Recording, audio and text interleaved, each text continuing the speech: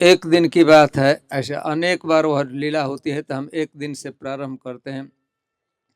भगवान इस क्षेत्र में गोचारण के लिए आए थे अपने गोप सखाओं के साथ, गायों के साथ। ऐसे सामान्य रूप से भगवान दिन में गायों को चराते हैं। दिन भर गायें चरती रहती हैं, जंगलों में घास खाती रहती हैं, और बच्चे भगवान के मित्र हैं और विभिन्न प्रकार के क्रीड़ा खेल करते रहते हैं। जब संध्या का समय होता है तो भगवान किसी ऊंचे पहाड़ के शिखर पर अथवा किसी ऊंचे पेड़ पर चढ़ जाते हैं और वहां से बंसी बजाते हैं और गायों का बंसी में नाम भी लेते हैं, यह कहने के लिए उनको संदेश गायों को देने के लिए कि संध्या का समय हो गया है, अब सब लोग एकत्रित होना है, इकट्ठा होना है। तो भगवान के बंसी ध्वनि को सुनकर सभी गायें एकत्रित होती हैं। फिर वहाँ पर बच्चे सभी गोप सखा अपने अपने गायों को गिनते हैं कि सभी हैं ना, सुरक्षित है ना, और वहाँ से फिर नंदगांव में ले जाते हैं। और नंदगांव में ले जाने के बाद उस पावन सरोवर में शाम के समय सबकी गायें पानी पीती हैं, और वहीं पर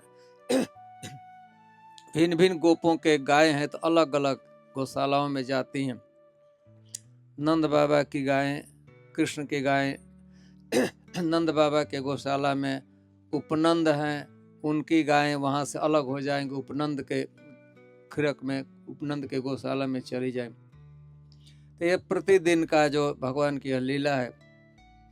एक दिन भगवान ईश्वर गोचारण कर रहे थे, तो जहाँ टेर कदम आपने दर्शन किया हो तो छोटा पेड़ हो गया है, बाद में लगाया गया है। तो भगवान उसी कदम वृक्ष पर चढ़ गए एकदम ऊंचे से ऊंची शाखा पर चढ़कर भगवान बंसी बजाए थे गायों को इकट्ठा करने के लिए।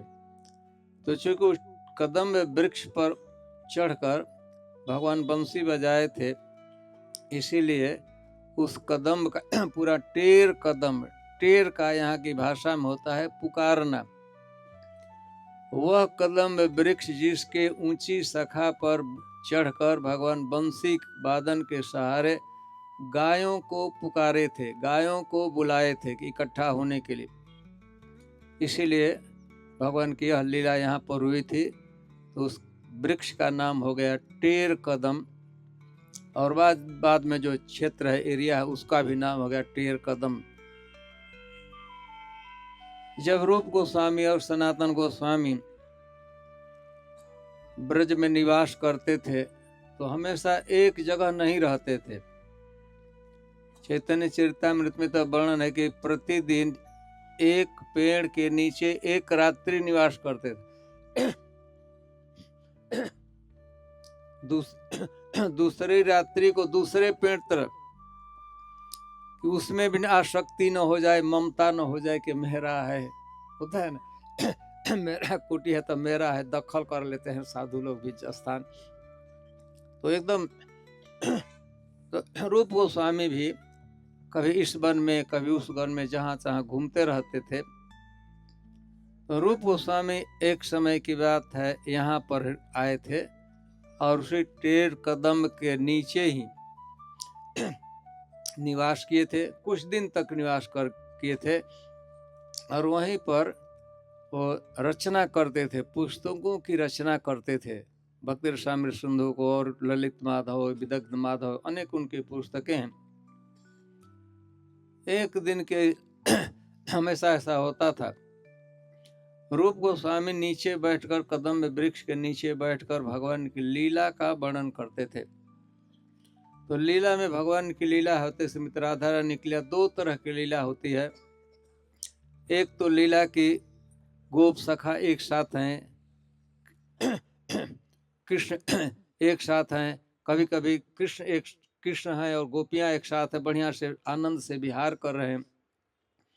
और कभी कभी ऐसा होता है लीला में कि कभी गोप सखा खेल रहे थे, जब भगवान कहीं जंगल में छुप जाते हैं, अलग चले जाते हैं, तो वो गोप सखा विरह में भगवान को देखे भी उनका हृदय तड़प जाता है, बच्चे रोने लगते हैं।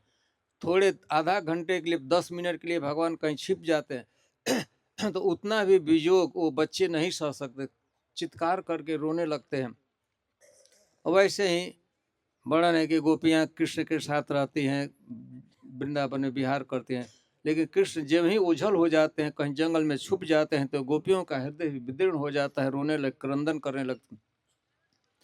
जब रूप गोस्वामी यह वर्णन करते थे कि भगवान से गोपियां अथवा गोप सखा अलग हो गए हैं और लड़के रो रहे हैं, गोपियां रो रही हैं, जब यह लिखने लगते थे तो एकदम पूरा प्रकृति में परिवर्तन हो जाता था। जितने इस एरिया के पेड़ होते थे वो पतझड़ होता था, सूख जाते एक एक पत्ता गिर जाता था सूख कर। जब यह लिख रहे हैं कि बच्चे दुख रो रहे हैं, चित्कार कर रहे हैं, कृष्ण कहाँ छुप गए उनके देखे बिना, अथवा गोपियां चित्कार कर रहे हैं, कृष्ण नहीं मिल रहे हैं कहाँ है, यह जब ही इस तरह की बातें लिखते थे तो एकदम पूरा पूरा पतझड़ हो जाता था, एक एक पत्ता सूख कर गिर जाते थे, पेड़ पर एक भी पत्ता नहीं होता था। और जब यह लिखने लगते थे कि श्रीमती राधा रानी कृष्ण एक साथ बैठे हैं, गोपियां बैठी हैं, आमोद प्रमोद विहार करें, अथवा गोप सखा कृष्ण के साथ खेल तो उसी समय देखते देखते, अभी तो एक भी पत्ता, तुरंत पूरा पेड़ पल्लवित पुष्पित फलित हो जाता था, 1 मिनट में दो मिनट में बदल जाता था दृश्य। कितना तादाद में था रूप गोस्वामी का, लीला वर्णन कर रहे थे तो उसका प्रभाव पेड़ों पर पड़ता था। यह यह टेर कदम है। इसके अतिरिक्त रूप गोस्वामी यहाँ पर एक बार निवास कर रहे थे, हठात घूमते घूमते सनातन गोस्वामी यहाँ आ गए। सनातन गोस्वामी भी एक जंगल से दूसरे जंगल में जाते रहते थे, तो रूप गोस्वामी यहाँ थे। सनातन गोस्वामी को पता नहीं था कि यहाँ पर रूप गोस्वामी है, अयोदृक्षा अपने क्रम से घूम रहे थे, यहाँ आ गए। रूप गोस्वामी को भी नहीं पता था कि सनातन गोस्वामी आने वाले हैं, लेकिन हठात मुलाकात हुई तो रूप गोस्वामी, अब सनातन गोस्वामी बड़े भाई थे रूप गोस्वामी के, और रूप गोस्वामी गुरु जैसा आदर सम्मान करते थे, बड़े भाई हैं तो गुरु ही हैं, बहुत सम्मान करते थे। और जब रूप सनातन गोस्वामी को रूप गोस्वामी देखे तो उनमें एक इच्छा हुई, भाव आया कि हम रूप गोस्वामी सनातन गोस्वामी को बढ़िया से बढ़िया चीज खिलाना चाहिए। लेकिन वो तो निष्किंचन महात्मा थे, उनके पास कुछ नहीं था। जाते थे नंदगांव में चाहे जावट में जाते थे, रूखा सूखी रोटी मिलता था वही खाकर रहते थे। परंतु रूप गोस्वामी को इच्छा हुई कि मुझे सनातन गोस्वामी को, अपने गुरु को, अपने बड़े भाई को बढ़िया से बढ़िया खीर बनाकर खिलाना चाहिए। लेकिन मन में इच्छा रह गई, इच्छा रह गई, कर तो नहीं सकते थे, कोई साधन नहीं था, संसाधन नहीं था। खीर के लिए दूध चाहिए, चीनी चाहिए, वो कुछ किशमिश इत्यादि ड्राई फ्रूट चाहिए, कुछ केसर भी डाला जाता है तो बढ़िया, वो तो उनके संभव नहीं था। उनका हृदय में बहुत कसक कर रह गया, इच्छा तो है लेकिन खिला नहीं सकते थे। ठीक है, एक दो दिन सनातन गोस्वामी वहाँ रुके। एक दिन की बात है, प्रभात का ही समय था, अलग अलग पेड़ के नजदीक बैठकर रूप गोस्वामी और सनातन गोस्वामी भजन करते थे। एक पेड़ पर सनातन गोस्वामी बैठे थे, दूसरे पेड़ के नीचे रूप गोस्वामी बैठे हैं। रूप गोस्वामी ने हठात देखा कि एक 7-8 वर्ष की बालिका देखे कि जंगल से छुपते हुए उन्हीं के तरफ आ रही, पूरा पूरा जंगल था उन्हीं के तरफ आ रही। उसके उनकी जब ही नजर पड़ी उस बालिका पर, तो वैसा सौंदर्य वो कभी देखे नहीं थे। उस बालिका के सौंदर्य को, शारीरिक सौंदर्य उसके शरीर से दिव्य आभा निकल रहा था, उन्हीं के डायरेक्शन में।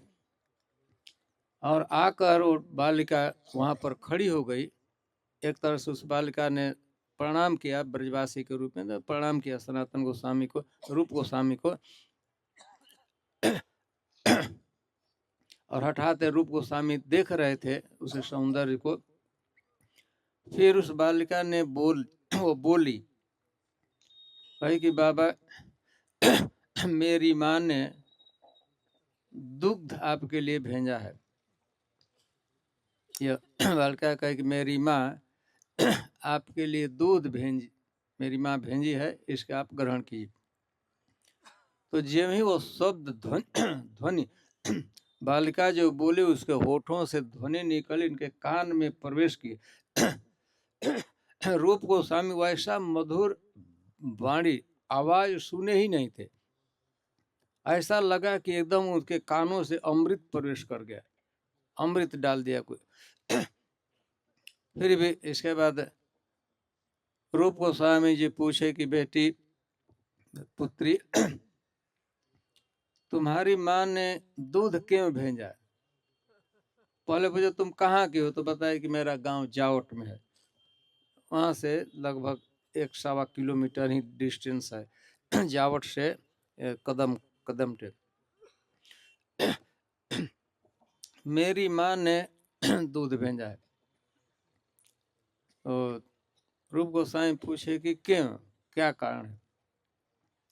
बालिका बताए कि मेरे घर में एक गाय ने प्रसव किया है, बच्चे का जन्म दिया है, और हमारे यहाँ परिवार की परंपरा है, कुल परंपरा है कि कोई गाय प्रसव करती है नए बच्चे का जन्म देती है, तो जो प्रथम यूज करना है दूध, कुछ दिन तक दूध अपवित्र माना जाता है, दूह कर बछड़े को पिला दिया जाता है, लगभग 2 सप्ताह 21 दिन। फिर जब गाय के दूध का उपयोग करना होता है, तो प्रथम उपयोग हमारे कुल में किसी साधु को, महात्मा को मंदिर में दान किया जाता है। पहले दूध जब कोई साधु महात्मा मंदिर में उपयोग हो जाएगा, तब दूसरे दिन से दूध का हम लोग परिवार में प्रयोग करते हैं। तो हमारे परिवार में गाय जन्म दिया है 2-3 सप्ताह पहले। अब तक तो दूध को बछड़े को पिलाया जाता था, गाय को पिला दिया जाता था, लेकिन कल से हमारे परिवार में दूध का प्रयोग होगा। तो उसके पहले मैं लाई हूँ मेरी माँ ने भेजा है कि बेटी जाओ, साधु महात्मा रहते हैं, उनको दे दो। और मेरी माँ ने यह भी कहा है कि बेटी साधु महात्मा है तो खीर की सामग्री भी भेजा है, चावल, बढ़िया से बढ़िया चावल। यहाँ बढ़िया से बढ़िया चावल क्या होता है आपके यहाँ? गोविंद भोग से भी बढ़िया चावल होता है उसे भी कई गुना बढ़िया चावल है। मेरी माँ ने कहा कि चावल और थोड़ा किशमिश, थोड़ा सा ड्राई फ्रूट डालते हैं केसर भी भेजा है, तो आप खीर बनाकर खा लीजिएगा, भगवान को नैवेद्य दीजिएगा, खा लीजिएगा। फिर मेरी माँ ने यह भी कहा है कि बेटी पूछ लेना, प्राय साधु महात्मा लोगों को कुकिंग, रंधन नहीं आता है, खीर बनाना नहीं जानते होंगे तो खुद बना देना हेल्प कर देना। तो वास्तव में रूप गोस्वामी को कुकिंग थोड़ा बहुत आता था, लेकिन खीर बनाना, कितना दूध, कितना चीनी, कितना वो अनुपात नहीं पता। तो बालिका ने कहा कि ठीक है, मैं बना दूंगी, खीर तैयार कर दूंगी आपका, मेरी माँ का ये आदेश है। तो रूप गोस्वामी जो आग इकट्ठा किए, चूल्हा अग्नि प्रज्वलित किए, रूप गोस्वामी रखा, पात्र रखा गया और उसमें गर्म करने तक रूप गोस्वामी का काम था, आग जलाकर। लेकिन उसमें चावल डालना है केसर कब डालना है, पहले चावल दूध बॉयल हो गया, इसके बाद तब लड़के का काम, वह चावल थोड़ा डाल दी, बालिका डालती है। फिर और भी जैसे जब डाला जाता है, चीनी कब डाला जाता है, चीनी शुरू में नहीं डाला जाता है ना, कब डालते हैं, लगभग तो ये रूप गोस्वामी को पता नहीं था, आप लोगों को तो खैर पता है। बेचारे बालिका जब जो खीर तैयार होने लगा सब कुछ, तो उस खीर से एक विशिष्ट प्रकार का सौरभ निकला, फ्रेग्रेंस, पूरा वन्य प्रदेश दिव्य सौरभ से युक्त हो गया। खीर का सुगंध चारों तरफ फैल गया। दूर में बैठे थे सनातन गोस्वामी, उनके भी अब सुगंध फैला तो खैर रूप गोस्वामी और बालिका तो थी ही, लेकिन वो सौरभ पड़ा, दूर के पेड़ तरफ बैठे थे सनातन गोस्वामी, उनके भी नाक में प्रवेश के। तो आश्चर्य हो रहा कि हठात एक ऐसा सौरभ।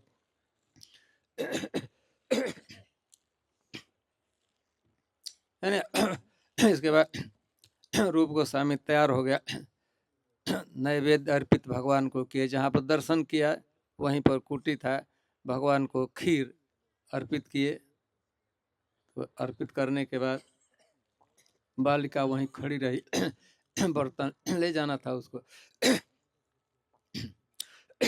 नैवेद्य अर्पित करने के बाद गए, वहाँ पर ले गए थाल, जो कुछ थाल का पता ही होगा, ले गए सनातन गोस्वामी।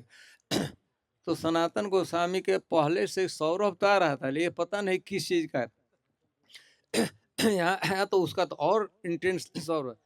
तो सनातन गोस्वामी समझ से कि इसी या खीर निर्माण हो रहा था।